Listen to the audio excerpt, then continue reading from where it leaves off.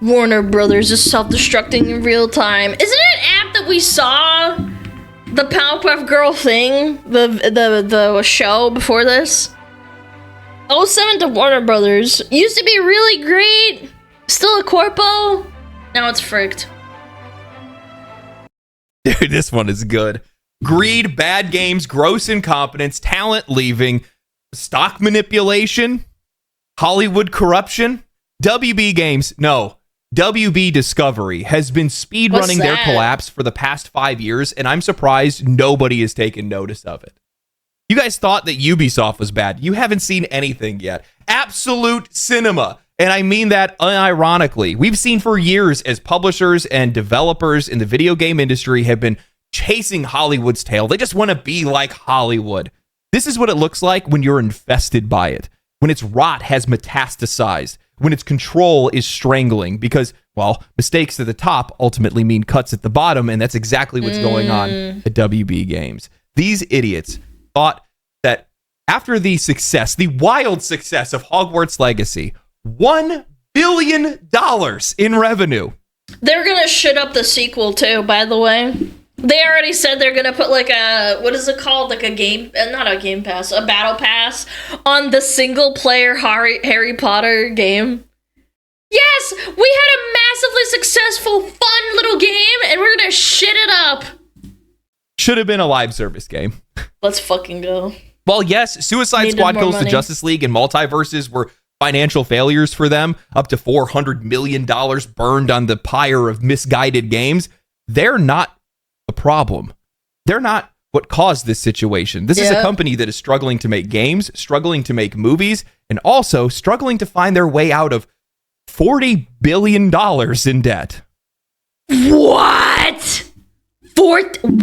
Go back. What? I spaced out. To find their way out of $40 billion. 40! I thought it said 1-4!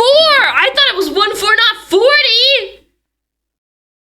It's actually so over. It is over. This is not a closure. This is a cave-in. But before that, today's sponsor. Crystal of Atlant is a brand new MMORPG that delivers fast, fluid combat in a stunning Magipunk world filled with ancient secrets, powerful factions, and high-intensity battles. This isn't just about flashy effects. Every fight feels responsive with smooth combos, precise skill executions, and aerial combat systems that let you juggle enemies in midair. Whether you're diving into challenging team battles, exploring ancient ruins, or taking on powerful bosses, the game keeps you engaged and in control. And right now, pre-registration is open, meaning that you can unlock exclusive milestone rewards, including the Legend Returns outfit and a stack of in-game bonuses. And here's the kicker. If 8 million players sign up, everyone gets every milestone reward unlocked. But that's not all. By pre-registering, you also get a shot at winning an iPhone 16 Pro Max. Wait. There's a bunny girl in the game. I'm sold. PlayStation 5 Pro, bunny girl. Apple Watch Ultra 2, AirPods Max, and more in the Magitech Summit event. So if you want to experience an MMORPG that looks incredible and plays even better, now is the time. Pre-register now using the link in the description or pinned comment below and claim your rewards before launch. Thank you to Crystal of Atlant for sponsoring today's video. Warner Brother Games isn't just shutting down, it's actively... Recently, they had box office failures on top of the games or flops too. Yeah, the only thing that I can name that wasn't a complete flop was Hogwarts Legacy, and that's because the IP carried it so hard. Yeah, I don't know. I think the IP carried it a lot. I think it was still a flawed game. I wouldn't call it Game of the Year or anything. I enjoyed it a lot when I played it and I finished it. But again, it wasn't like anything stand-outish. I think it was nice for like the Harry Potter franchise to take a W for once. Self-destructing. Monolith Productions, dead. Player First Games, gone. WB Games San Diego, buried. Now, if you've been paying attention at all, this should come as no surprise because WB Games has been on a downward spiral for years. Not because they don't... Wait, they're the ones that own the Nemesis copyright? Oh my god, man. I hate Warner Brothers. I didn't realize they own the Nemesis copyright system. Not the Nemesis copyright system. The Nemesis system is copyrighted by them. Therefore, no other video game company can use it. And they haven't used it in 8 years. That's so disgusting, man. I hate corporals so fucking much, man. They own it until 2036. Oh my god, 11 years of this shit, man. I'm gonna be dead by then. have the talent, not because they don't have the valuable franchises, but because they have no clue what to do with them. And it's not just their gaming division. This is a WB Discovery problem. A company so deep in debt, so mismanaged, so financially unstable that they're throwing everything at the wall, praying that something sticks. They're thinking about delivering value to their customers, and I don't actually think they're even thinking about how to generate revenue at all, because whether it's TV, movies, or video games, the entire company is hemorrhaging money. A lot of people want to assume that this has something to do with Suicide Squad Kills the Justice League or Multiversus, but if we look at WB Discovery overall, $34.6 billion in net debt, a $494 million net loss in Q4 alone. Yo, they're not doing too hot. The Discovery acquisition of Warner Brothers is so bad. Tencent will buy it. I'm not gonna lie, as much as I don't like Tencent for my own reasons and for the fact that they've shit up a lot of games, they do actually pump out a lot of stuff and they do something with what they have. They don't just sit on it and do nothing. Yeah, they're still a corpa borpa and they fuck up a lot, but still. At least they do something. They make games. Decent enough. 29% drop in game revenue year over year. A 9% drop in theatrical revenue because movies are flopping. Yeah. A 16% drop in TV ad revenue because nobody's watching any of their networks. The only thing keeping them alive isn't gaming, isn't movies, isn't streaming, it's licensing deals. They're making more money off of other people using their IPs than they can themselves. And that's the real problem here because... And that's really sad because they have some really good IPs. Don't they own like Game of Thrones? What IPs does Warner Brother own? Outside of, the fucking Suicide Squad stuff.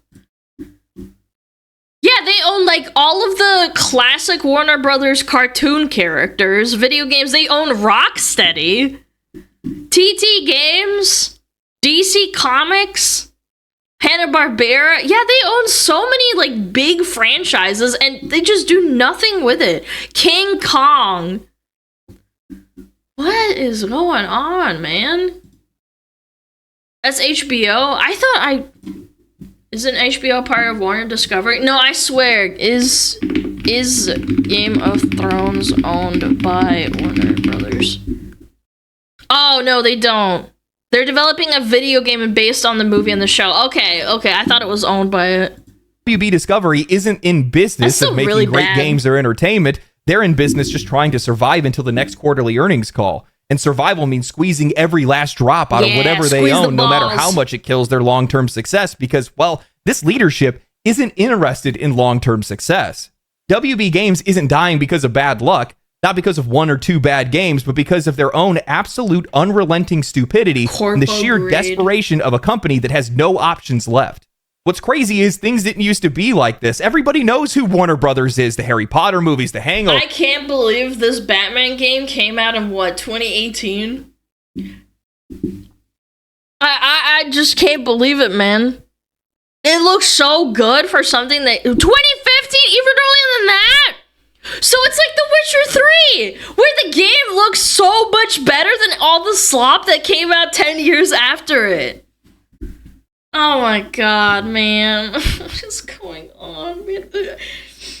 I just remember playing these games or like looking at them and be like, damn, they're so good and well made. They look nice. I've never played Batman, but I watch people play it. Twister, Mad Max, Terminator, Look how good The Matrix, Troy, the Batman movies, 300. Warner Brothers has made some of the most timeless movies imaginable, and they have a few... I'm of the opinion that graphics peaked like in 2016. I think anything after that was literally like the difference starts going down drastically, and I think it's killing games by having them optimized for like the new 4090s and 5090s that are coming out, and they're just like hitting a wall in terms of technology. It's so irrelevant. This looks great. This is 2015. Like you can see the rain on his suit. You can see his face. Still left in the tank. I know I've really enjoyed the Dune movies, and I know a lot of people really enjoyed the Barbie movie. That made a lot of money. They've also had some of the biggest gaming franchises in the industry, not just profitable, but respected. The Batman Arkham series weren't just great superhero games. They redefined the genre and set a gold standard that even the Spider-Man games are still being compared to today. Middle-earth's Shadow of Mordor was a breakout success, introducing the Nemesis system, one of the most innovative and... I can't forgive them for this. They shit up this game so fucking hard. It's insane. Famous mechanics in modern gaming where your actions were actually remembered by your enemies, and as the orcs would rise and fall within their hierarchy, it would lead to emergent gameplay where your enemies would actually grow stronger and remember you and want to take revenge on you. They've made the Lego games massively popular. Simple, fun, co-op friendly games, actually consumer friendly titles that have sold. Yeah, but the Lego games were good when it was like pre-2012, I think. After that, they started really not making them very good. The charm kind of died with it. Or not the charm, I guess like the effort that they put in. They realized that they could recycle the slop really easily, and people would buy it because it's like, oh, the IP and it's Lego, everyone likes Lego, kids like Legos. Yeah, Legos have been around for a long, long time. And again, I played the little Lego Harry Potter games when I was a kid, and I liked them a lot, but at a certain point, they did kind of get stale and not very interesting. Millions. Mortal Kombat, one of their only real true gaming first IPs that they purchased from Midway back in 2009, a franchise that's been around for over 30 years. Now that I think about it, I'm struggling to figure out why they haven't captured on any of those properties that they got from the Midway deal. Rampage, NBA Jam, Cruisin' USA, NFL Blitz. For a while, WB... they probably don't want to compete with FIFA and fucking NBA. That's probably why. They see it as a loss because competing with other ones, they're gonna get crunched. Yeah, Madden 2K. Games was on fire. They had brand recognition from their movies, talented studios, strong IPs, and most importantly, they were letting their teams actually make great games. But then, well, WB does what this industry always does.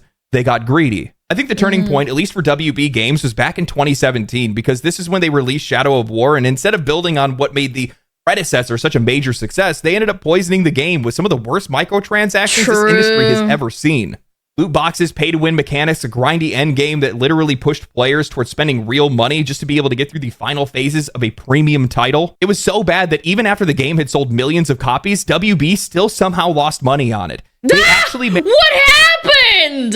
Managed to make a best-selling game unprofitable. How? Literally snatching defeat from the jaws of victory. Back then, we were already starting to see the signs of change. Their entire perspective had shifted away from the people that were actually buying their products and onto the investors that were demanding more short-term gains. And all of this gets even more worse when you're a game publisher that's owned by an inept entertainment company that's leadership is desperately trying to sell out. I'm shocked that nobody else has caught on to this, but it perfectly explains why WB is so greedy, why they are in so much debt. And it reminds me, you know what a really good analogy for this is when people do like really long subathons and then they blow through the money and don't do anything with it, and they blow it on like really stupid shit and nothing makes sense, and then they're like, oh guys, I'm broke, I need to do another subathon again, and people are like, what the frick? Why are you doing this again? That's what it reminds me of. Crack. I spent it on crack cocaine, Chad. I need another subathon. Let's keep it rolling. Also, why they had to close their studios. While I'm seeing a lot of people in media squarely put the blame on WB Games itself, almost all of these issues stem from the parent company as AT&T spun off Warner Media to merge it with Discovery. Oh, yeah. Many people are blind to the fact that we're essentially seeing the aftershocks of failed corporate fraud in slow motion. The entire Warner Brothers Discovery merger wasn't about creating a stronger media giant. It was. I want one day. I hope that we can hold bad video games accountable. Bad video games and TV shows that constantly flop. Like you get like 3 or 5 strikes or something.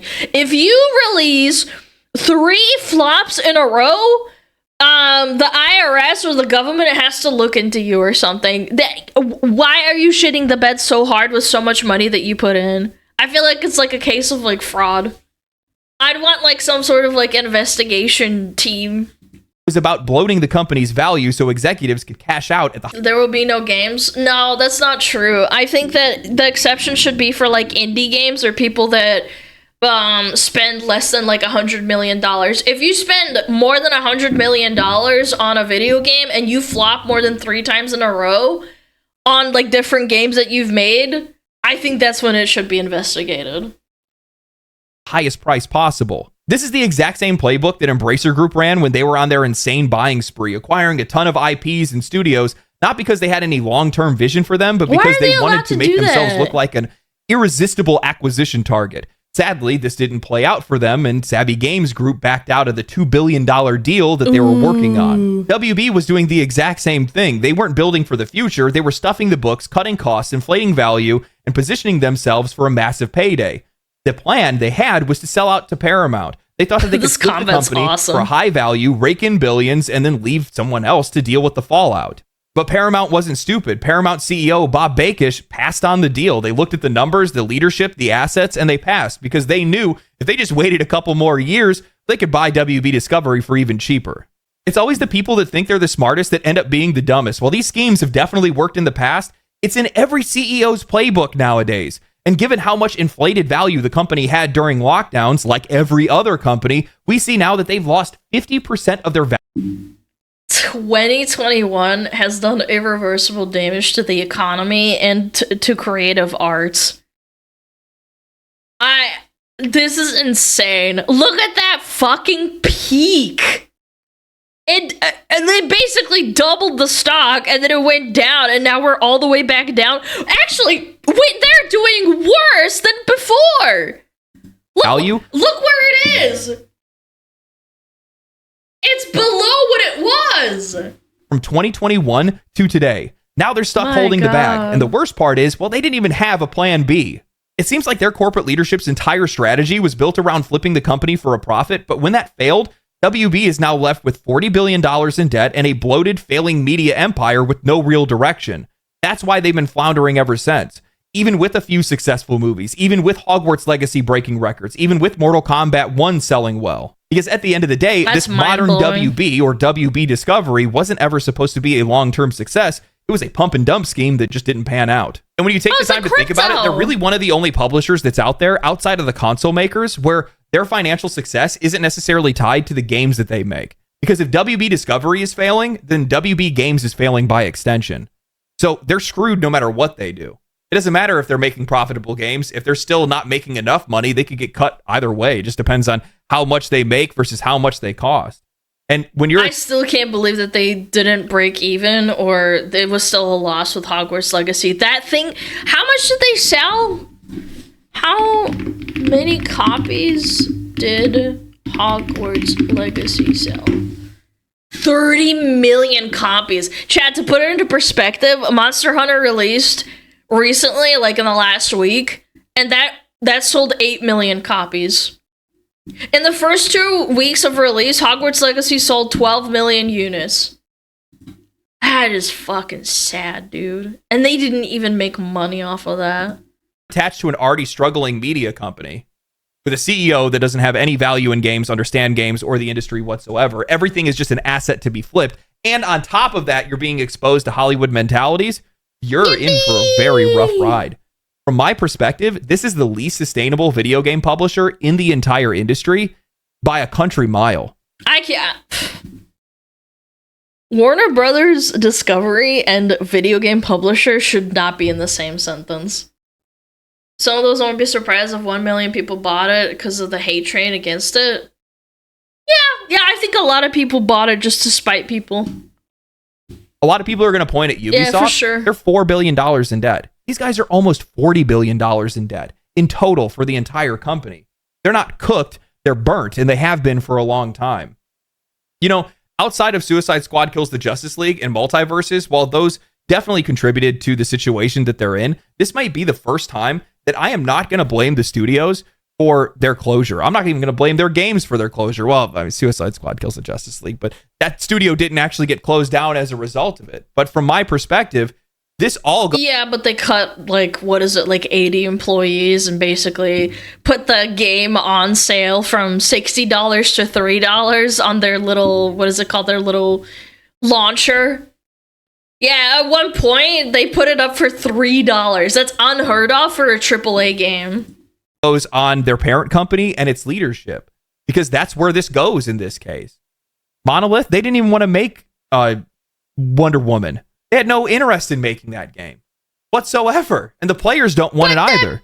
That one's obviously a Hollywood decision more than anything else, and that's the problem, because I don't think that things are going to get better for them. They can't get better for them. Not only are they shackled to the financial corpse of WB Discovery, but at the exact same time, they're being drugged down by it. They're underwater with crippling debt. You're dealing with executives that don't understand games. You have Hollywood parasites that are trying to bully and brute force their way into the industry. And on top of that, they're trend chasing so hard just to squeeze out any dollar they can that you're never going to be able to find success. And that's why I hate that AAA studios mostly are backed by massive corporate companies. There are very few AAA studios that aren't backed by those people that don't even understand or have even held like a controller or a mouse or a keyboard in their life to play video games with. These people are disgusting. They're killing games. And now it's been happening for the last probably I'd say like 5 to 8 years. And now we're hitting the peak and we're going into full throttle. They just don't know what to do with themselves and they're blaming gamers. Don't understand games. They don't understand the players. They don't have any respect for their audiences. They don't have any respect for the industry. How are you going to succeed? Now, while WB Discovery's leadership have definitely done their damage, WB Games isn't without blame. At this point, WB Games is probably the best example of what happens to a publisher when they chase the live service dragon off of a cliff. They aren't just doubling down on some of the worst monetization practices in the industry. They are teaching a masterclass on how to ruin your credibility and destroy any goodwill that you have with your fan base.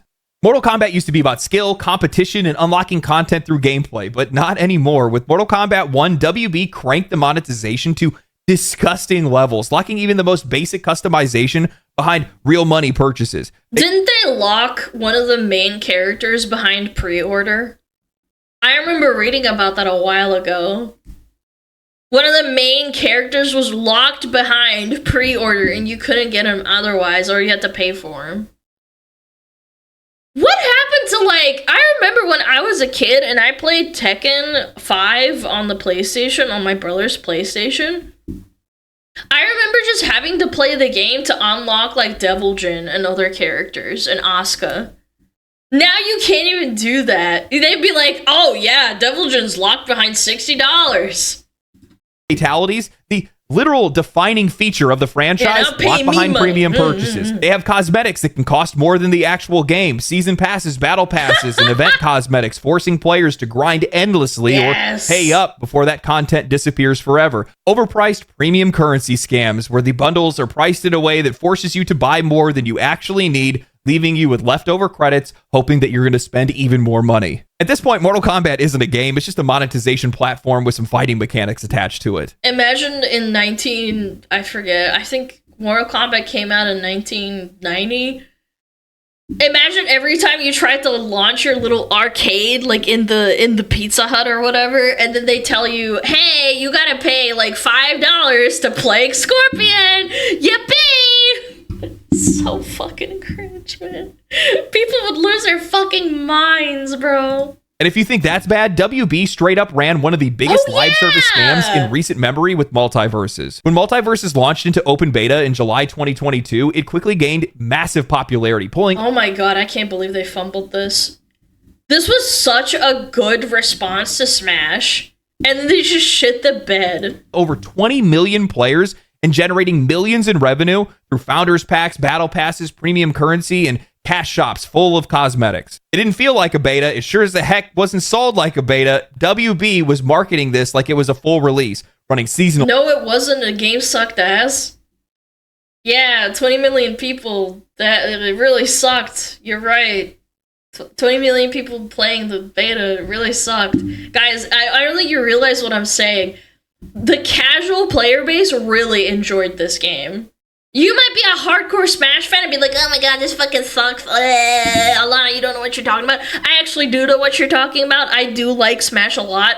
But the casuals enjoy this game a lot more than you think. Events and treating it like it was a long-term investment. And then they shut it down. In March of 2023, WB suddenly announced that the beta would end in June of 2023, taking the entire game offline for over a year. Apparently, the studio that was making the game ran out of content, and instead of just leaving the game online and taking longer breaks in between updates, they just took it down entirely. No refunds, no guarantee that their purchases would carry over when the game re-released. No indication that the shutdown was coming before people had already spent money. Players had assumed that the game was like an early access launch and they could play the game, support it while it was in development, and that's seemingly how it was marketed. But that's definitely not how Wait, they bought skins in a freaking pre-release beta and then they scammed them out of it. Yo, that's evil. That is evil. It ended. For an entire year, WB sat on players' purchases while pretending like this was all part of the plan. Then, in May of 2024, Multiversus reached its full release, and 8 months later, WB said it was going to get its final season. Now, Multiversus is shutting down for good on May 30th, 2025. That means that everybody who supported the game, anybody who bought battle passes, founders packs, character unlocks, skins, or premium currency twice now, have nothing to show for it. If you bought skins twice, you probably deserve it. You should still ask for a refund. Why did they shut it down? Because live service games are really expensive to maintain, and Warner Brothers can't afford it because they're already $40 billion in debt. So they're like, okay, we're gonna cut our losses and try and shut it down.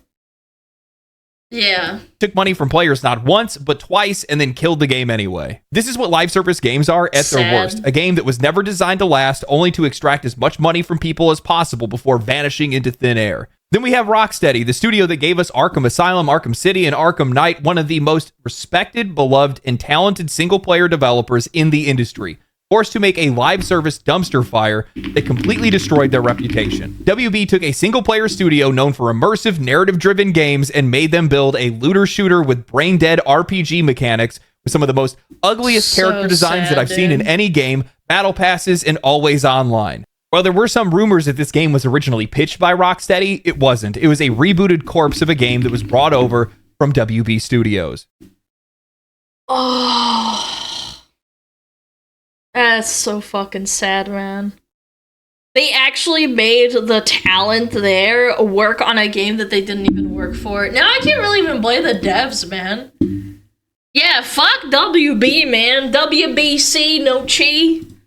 Suicide Squad was doomed from the start. It didn't reflect anything of Rocksteady's talent in the slightest. The core design was fundamentally flawed because it wasn't built for fun. It was built to be monetized. Man. Every gameplay loop was designed around engagement metrics, not player enjoyment. I mean, they put in characters that historically do not use firearms into a looter shooter simply for the purpose of it being a live service loop. The game was delayed multiple times, but no matter how many times you try to fix it, you can't fix something that is broken at its foundation. I'll say this too. Studios that make one type of game, I think they have a difficulty transitioning into other games. They usually have issues. It can be extremely difficult, especially teams. I can name one really good example. When Blizzard was making Diablo 3 and 4, they needed help because they basically lost a lot of people that were from Diablo 2 when they were trying to make Diablo 3.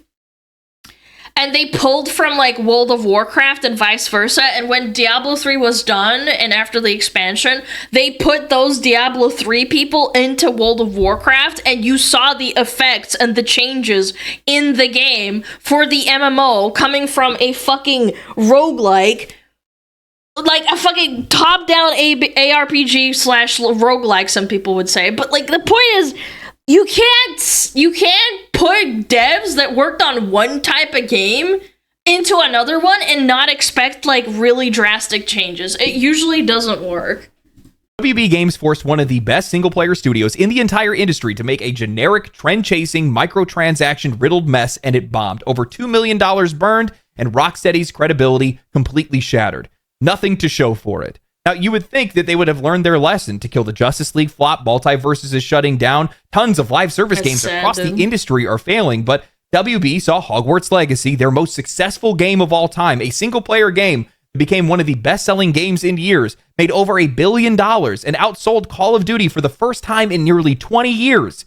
And their response was, this game should have been a live service. Yeah, because they didn't make enough money. boring. If you like the franchise, it was a really nice callback. I totally get people that were like, man, that's whatever. I think it was a really nice little Harry Potter game. That's about it. I don't think it was outstanding or anything. The music was really nice.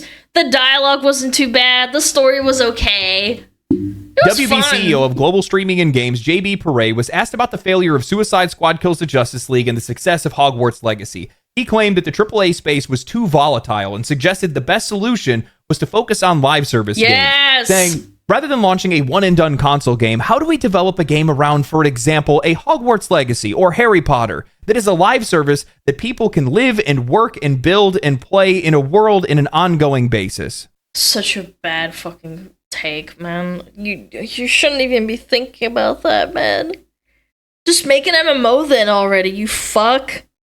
Yes, how do we monetize this single-player game and make it live service? Live service games are far more volatile than single-player games and AAA games, and it's not even close. At least that's what I've observed. That's what I've seen gone down over the last couple of years. Take the time to think about it. If you actually do your research and you're making sure to deliver something that players are looking for, if you're making sure not to beat them over the head with any social political messaging or anything like that, if you're selling the game at a fair price and you're budgeting that game the right way, there's a good chance that you're going to make your money back.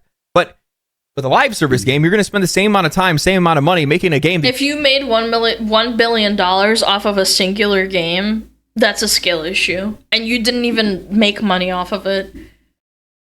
$1 billion. $1 billion. You need to put out for free to be able to get players in the first place. You don't even know if it's going to be successful. There's so many factors that could work against you that are outside of your control that could go wrong. What if the economy gets flipped upside down? People don't have the time to spend on a live service game. They can't keep up with the grind. They can't spend on the microtransactions. What if another game comes out around the same time that you didn't know anything about, and all of a sudden they take all of your audience and now you're left with nothing?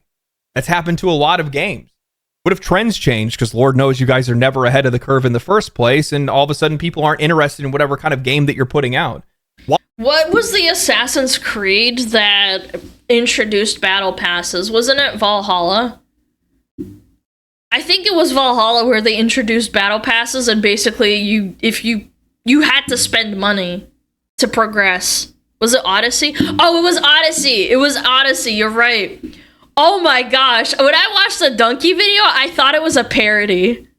I thought it was fake. I thought he put in effort into editing like a fake battle pass and like putting in pictures. Yeah, you could buy XP boosts if you weren't going fast enough. I don't remember battle passes in Odyssey. They were 100% in there. Oh my gosh. Why is winning the lottery becoming the default option for some of these companies to find sustainability? What are you doing? You just lost $300 million on live service games. You had Avalanche take 4 years to make a game that made you $1 billion. You have a bunch of executives that are sitting in a room looking at a bear trap and going, you know what? I'm going to stick my dick in that. That sounds like a What are you doing, man? They are the Suicide Squad. True. They're going to drive your company straight off a cliff. Every choice that their leadership has made has never had the customer in mind. It's never even had the brand's identity or the brand's integrity in mind. They're just haphazardly following the leader when it comes to the rest of the industry, because none of these career CEOs have an original bone in their body. They're always just following somebody else, copying somebody else's homework. Well, it's because they're following numbers on a graph instead of making something passionate. Imagine they started, I don't know if they've done this yet, but imagine going to a museum to look at someone's art, and instead of it being free, you pay a fee, and then every time your eyeballs glue to the wall for a piece of art, you get charged like $1. That's a potential for the future. I don't know if we've done that yet. Maybe I'm talking out of my butt and it's like a futuristic fantasy, but I could definitely see this happening. And I think, in my personal opinion, with how video games are art and they are an expression and they are an artistic expression, that's essentially what's happening. Video games used to be done out of the passion and love that people had for the game. It might have been buggy, it might have had problems, and that's okay and that's fine. But the love was still in there. And I know you can't quantify love and passion and effort into a video game, but you can just tell through playing through a game. They themselves do not know what to do. Movies and comic books as well. Just everything that's basically related to creativity and doing it for fun. It's as simple as that. Oh, games were always products. That's not an excuse. Valid. However, a lot of people made games knowing that they would very likely fail, and then they would become breakout successes because people saw the love put into them. It's the mentality of people going into making a video game was to make a product. I absolutely agree. But the end game wasn't to make billions of dollars. If they broke even and they made a profit, that was like, holy crap, let's fucking go. That's awesome. You mean like Five Nights at Freddy's? There's like so many games like that exist. Lethal Company, Five Nights at Freddy's, Pal World was a passion project that was supposed to be like an answer to Pokemon. Baldur's Gate 3? No, Baldur's Gate 3 is not the exact same. I'm talking about like an actual indie game that was made like what else is a really good example? I think Dark Souls was like kind of like a passion project. Then again, it was AAA. Minecraft, yeah, Terraria. There's so many. Yeah, Balattra's a really good example, and that won like an award or something, didn't it? Transactions, well, we're gonna put those in. Oh, live service is making money. Well, we're gonna try that too. Oh, there's imagine they put battle passes into Dark Souls and Elden Ring. Oh my gosh, I would lose my mind. Trend. Well, we're gonna follow that. How? There's no iteration. There's no innovation. How do you expect to find success? How do you expect to get better? You can't. What am I talking about? This is Hollywood. That's exactly what they do. WB Games isn't just failing because of bad business decisions, it's failing because it no longer operates like a video game company. It's been completely hijacked by Hollywood at this point, infected with the same risk-adverse, trend-chasing, creatively bankrupt mindset that's been running the film industry into the ground for the past decade. These people do not understand games, they don't respect games, and most importantly, they don't even know how to let their studios succeed. Instead of nurturing their studios, giving them the space they need to be able to create original ideas, or even just let them build strong, standalone franchises, WB has shackled them to fleeting relevance of their movie and comic book IPs. I would hate to work for a company like that. I don't know how those people do it, and again, I do feel like there's a lot of resentment that's redirected towards gamers for people that work as game devs for really soulless companies. And they don't really have a choice because at the end of the day, you're trying to just make a buck and live your life. Good money?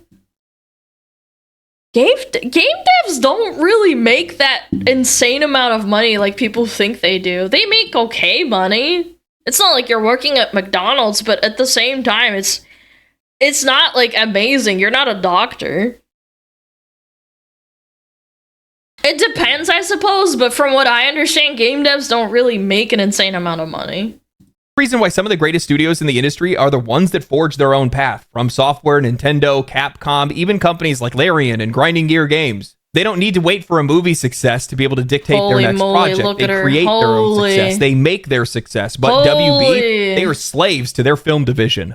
WB's entire creative output is dictated by whatever comic book adaptation, movie reboot, or soulless franchise extension is currently being pushed by Hollywood. If a movie flops, the game is going to flop. If the franchise loses relevance, the studio is out of work. You can't build a successful gaming division like this. True. Look at what happened with Suicide Squad Kills the Justice League. There was no reason. I actually think that's actually a really good point. If the movies suck, who the fuck's going to play the game for it if the game sucks? People love to consume slop if it's of their favorite slop. That's why Lion King, the reboot, the remake, whatever, made so much money, even if it sucks, because people are like, oh my god, Lion King? Oh, it's a remake? Oh, my kid has to watch that. I loved the Walt Disney cartoon version of this one. For this game to exist, other than the fact that WB had a Suicide Squad movie in development and thought that this could ride on brand recognition. But Suicide Squad wasn't exactly a beloved household name. It wasn't Spider-Man, it wasn't Batman, it wasn't the Avengers. True. WB has spent years desperately trying to turn the DC universe into something as big as the Marvel's MCU, but their movies have never had the same impact. They've never built the same goodwill. They've never had the same level of interest. What's funny is that while even Marvel-related superhero games have also struggled the past few years outside of Spider-Man and the recent hit in Marvel Rivals. So when Rocksteady, a studio known for meticulously crafted single-player Batman games, was suddenly forced to make a live-service looter shooter about Suicide Squad, it was already doomed. The movie itself... They put a bunch of Hearthstone devs into World of Warcraft, and those devs just immediately left after like a couple of years. They were like, I don't want to work on an MMO. I was hired by Blizzard to make a card game. Like, it doesn't translate. I'm sure there are exceptions of people that probably just enjoy making games related to the franchise, but the skill isn't always a 1-to-1. And I think that's a massive mistake that massive corporations that have a lot of spread out projects like Overwatch, Hearthstone, World of Warcraft. I'm naming Blizzard because it's the most familiar thing I am with, but like Diablo, like that entire Encompass studio or video game company, they love to mission mash all of these devs. When one side doesn't have enough help, they put in people that worked on a game that's completely unrelated into that studio, and it's like, and you're expecting it to be like a 1-to-1? That's not how it works. Elf wasn't even a major hit, so what makes them think a cringe-filled, trend-chasing, live-service looter shooter was going to appeal to anyone? This was a Hollywood decision, not a gaming decision. Nobody at Rocksteady pitched this idea. Nobody at WB Games, if left to their own devices, would have made this their next project. This was purely a case of a game being made to sync up with a movie release, and like clockwork, it backfired spectacularly. And Suicide Squad isn't the only casualty. Look at what happened with the canceled Flash game. WB had a Flash movie in the works. They greenlit the Flash. DC movie bombed at the box office and blamed audiences, especially women. Wait! What? What? They blame women? Whoa! Kind of based. No, I'm kidding. But the movie's bad. How dare women not love the Flash? I don't care for the Flash. He's just a dude that goes fast. Game, the movie flopped. They canceled the game. That's how this company operates. They aren't making games to stand on their own. They're making products that are there to be able to support whatever's on their film slate. If a game studio's entire fate is tied to whether or not the latest DC movie or WB movie performs well, then how the hell are any of these studios supposed to survive? They didn't even realize they were looking the gift horse in the mouth, because this is exactly why Rocksteady's Arkham series was so successful, because it wasn't tied to the movies. It wasn't piggybacking off of Christopher Nolan's Batman films. It was its own thing. It was a game-first vision of Batman, built from the ground up with mechanics, storytelling, and world design to fit that medium. But WB doesn't seem to understand that anymore. Instead of letting their studios define whatever their own creative vision is, they are assigning them whatever IP needs a game at the moment. That's how... That's exactly what I'm fucking saying. And they don't care if the devs are like, sir, I can't do this. I'm not specialized in, like, making a looter shooter. Please, don't put a gun to my head and expect me to shit out a masterpiece. And they're like, do it or you're fired and your child will starve. And they're like, okay, I'll try. And then the gamers hate it, and then they're sad. Like, I do feel a tiny shred of empathy towards most game devs. The ones that aren't, actively screeching on Twitter about how gamers are the ones that are the problem anyway. Again, I saw this happen with Blizzard. When Legion was coming out, that was a really big expansion in World of Warcraft, and what happened is Diablo 3 was already kind of dying after the expansion, so they moved a lot of people over into Legion, and that's why there was a lot of systems that were reminiscent from Diablo 4, like legendaries, which made the game inarguably even worse. And now it's like you're sitting here like, they added this thing people hate from another game, and then you wonder why it flopped. Legion slap though? Oh my god, I'm not about to get on my soapbox. Legendaries suck. Monolith, a I'll say studio it, that Legendaries revolutionized suck. open world design with the Nemesis shit. system with Shadow of Mordor, ended up making a Wonder Woman game. Now, I'm not saying that Wonder Woman is a bad character for a video game, but under WB, this was never going to work. A Hollywood-driven Wonder Woman game made by an American studio for an audience that overwhelmingly consists of young men. Published by WB Games. This had disaster written all over it. Nobody wanted this game, nobody asked for this game, and in all likelihood, Monolith didn't even want to make it. WB had a DC-shaped hole in their release schedule, and they just shoved Monolith into it. If this game ever would have saw the light of day, it 100% would have turned into yet another strong female protagonist lecture disguised as a video game, because that's how Hollywood sees Wonder Woman. For me, the only way that And it's sad because Wonder Woman has been around since like the 70s, isn't it? The first published comic book was in the 70s. Wonder Woman first edition. 1942. Holy crap. Oh my god. It's been around since before. Wait. When did women get the right to vote? Get the right. Come on, man. What year? What year was it? I can't remember, and I can't find it. Okay, well, my point is, there was not an amazing amount of support for women back in 1942. You had a lot of trad wifing. 1920s? Okay, it was still in its infancy, but my point is, it's like Wonder Woman is a superhero focused on a woman in a freaking leotard. Oh. Wonder Woman game. I paused on a butt. Where was I going with this? Oh, right. 1942 is a really early stage for comic books to have even like a main protagonist to be a female and it being a strong female character. You don't have to like do this in your face. She's a girl boss. She's also a feminist and she hates men. It's like, why can't you just make a good character? That's a woman. It would have worked is if it was made by a studio that understood how to handle action, spectacle, and combat systems that really make the character feel powerful. Someone like, I don't know, Platinum Games, maybe under the direction of Yoko Taro, where the gameplay actually sells the fantasy of being an unstoppable warrior, but WB would have never gone in that direction because, they don't want a game that delivers on fantasy. They would rather have a game that would reinforce a message. And this is the nail in the coffin for me because I don't think that WB Games really has much of a future. It has no identity beyond their IP. It's not a creative powerhouse. It's not a innovative publisher. It's just a marketing arm for WB Discovery and whatever they're trying to push. Their developers have no freedom and they're shackled to the debt of their parent company. That's why there's no room for mistakes. That's why they're hemorrhaging money, closing studios, and turning IPs into cheap cash grabs. Because at the end of the day, WB Discovery doesn't make games. They're making excuses. So we know that Suicide Squad Kills the Justice League had journal entries from Lex Luthor that were talking about how Wonder Woman had to suffer through toxic masculinity. The horror. I know. We also know that Monolith had retooled the Nemesis system to be about friendship in the next game for Wonder Woman.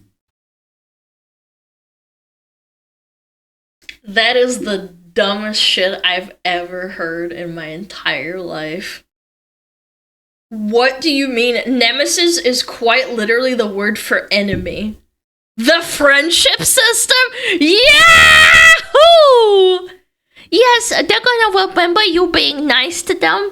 Oh, Chad, if I keep streaming, that means our friendship system is gonna go uppies, and then, we get really good bonuses from being friends when we stream. Oh my god. Woman. When they forced that studio to make the Wonder Woman game and ditch the game that they were making before, they forced out all of the top talent that they had that had built that studio to what it was. Those guys went over. They're now working on a Black Panther game for a new studio that they created. Oh no, they're gonna butcher him. How do you think ideas like that Wonder Woman game, how do you think that ideas like the Suicide Squad game come into these studios?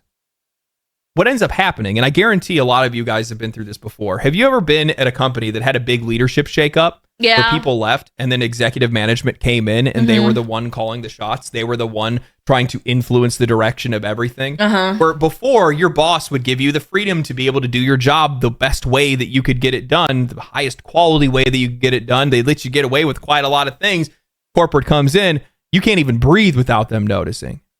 It sucks so bad. It makes you want to freaking blow your brains out. Do is by the time they actually get out of there Fucking and they stop corpos. messing around with everything, completely derailing the way that things are made, well, the next person they put in place is somebody that shares their values, shares their ideas, and shares their perspective, shares their vision. And that's nepotism at the end of the day. Absolutely. That's what happened to these studios. They had incredible leadership. They had incredible talent at these studios. However, the Hollywood minds and the Hollywood corporates push these guys out and replace them with fucking skinwalkers that are making games based on whatever they want up at the top. Yes, and that's the money. reflection of what you're getting in these games now. So not only are they inundated with all of this horrible monetization, microtransaction, live service, all of that nonsense, but you're also getting their perspective, their vision of what they want the world to look like and how they want to preach to players and all that stuff, all runs downhill and into these games. I want Steam to implement a system where you can find a playthrough or at least an hour's worth of video game footage of the CEO of the company playing their own game. Like, for example, the Suicide Squad game, the CEO of Warner Brothers has to play the game for like an hour, and that footage has to be public, and that's like it's like a trailer for the game. That would be such a good marketing tool and like a gauge for how a good a game is. Like the CEO of the person who made Baldur's Gate, like the Lariat Studios CEO, loves his own game, and you can tell. And he should have that playthrough available to the public. I would unironically take a time out of my day to play or watch someone play it for an hour before I spend $70 to $90 on something. And I have to be convinced that they like the game, or at least they tolerate it enough to like enjoy it. I understand it's hard to, like, you know, enjoy a game under pressure and it's like this and that, but I'd at least want to be able to distinguish that they have some sort of investment in it rather than it just being like, oh, graphical up. Graphical up. Money, I care. I love game. This is the story of a publisher where everything is going wrong all at once, all over the place. That'd be a good idea, man. They weren't built for sustainability, or at least they're not building for sustainability anymore. They're not making games for the players anymore. They're not giving their creatives any space to actually be creative or anything like that. And on top of that, they have forced out all of their talent and replaced them with clones more than anything else. Suits! The only studio that they have that is still its original nuts and bolts right now is Nuts? Avalanche. And to be honest with you, it's not going to be very long before they won't have them either. Why would they? If they've already done it to these other studios, it's going to happen to this one too eventually. Success only lasts so long. I hope you guys enjoyed the video. I did. I enjoy researching these kind of things. If you guys did enjoy the video, make sure you like the video, subscribe to the channel, share it to your friends. Bitchin'. Comment down below. Let me know what favorite games these guys made for you and what you think of their future and what do you think is going to happen next. I do not foresee good things for them. Not at all. Worse than probably any game publisher in the entire industry at this point. But we'll see. Stranger things have happened. Stay cool, stay righteous, stay safe. I'll catch you guys in the next one. Thanks, Wait. man. Family. I forgot about this. Family. Chat, subscribe. Family, subscribe. Subscribe right now. Family, check them out. Family. Oh, yeah.